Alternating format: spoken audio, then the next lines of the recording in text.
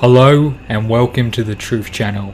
Today we'll be watching a video of Matt Damon exposing the New World Order and their lies. I start from the supposition that the world is topsy-turvy, that things are all wrong, that the wrong people are in jail and the wrong people are out of jail, that the wrong people are in power and the wrong people are out of power, that the wealth is distributed in this country and the world in such a way as not simply to require small reform, but to require a drastic reallocation of wealth. I start from the supposition that we don't have to say too much about this because all we have to do is think about the state of the world today and realize that things are all upside down. Now, if you don't think, if you just listen to TV and read scholarly things, you actually begin to think that things are not so bad, or that just little things are wrong. But you have to get a little detached and then come back and look at the world, and you are horrified. So we have to start from that supposition that things are really topsy-turvy. And our topic is topsy-turvy, civil disobedience. Now, as soon as you say the topic is civil disobedience, you're saying our problem is civil disobedience. That is not our problem. Our problem is civil obedience.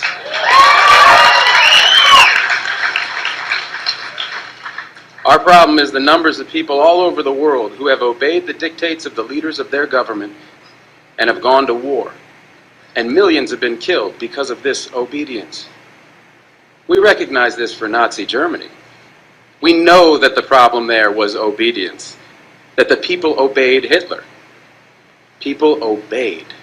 That was wrong. They should have challenged, and they should have resisted. And if we were only there, we would have showed them. Even in Stalin's Russia, we can understand that. People are obedient. All these herd-like people. Remember those bad old days when people were exploited by feudalism? Everything was terrible in the Middle Ages. But now we have Western civilization, the rule of law. The rule of law has regularized and maximized the injustice that existed before the rule of law. That is what the rule of law has done. When in all the nations of the world, the rule of law is the darling of the leaders and the plague of the people, we ought to begin to recognize this. We have to transcend these national boundaries in our thinking. Nixon and Brezhnev have much more in common with one another than we have with Nixon. J. Edgar Hoover has far more in common with the head of the Soviet secret police than he has with us. It's the international dedication to law and order that binds the leaders of all countries in a comradely bond. That's why we're always so surprised when they get together. They smile, they shake hands, they smoke cigars. They really like one another, no matter what they say. What we are trying to do, I assume, is really to get back to the principles and aims and spirit of the Declaration of Independence. This spirit is resistance to illegitimate authority and to forces that deprive people of their life and liberty and right to pursue happiness.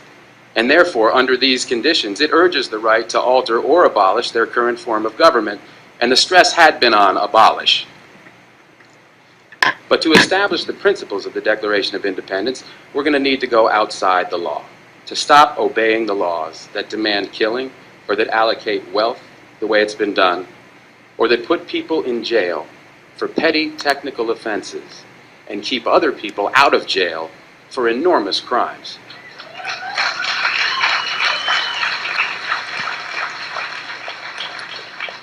My hope is that this kind of spirit will take place not just in this country, but in other countries, because they all need it.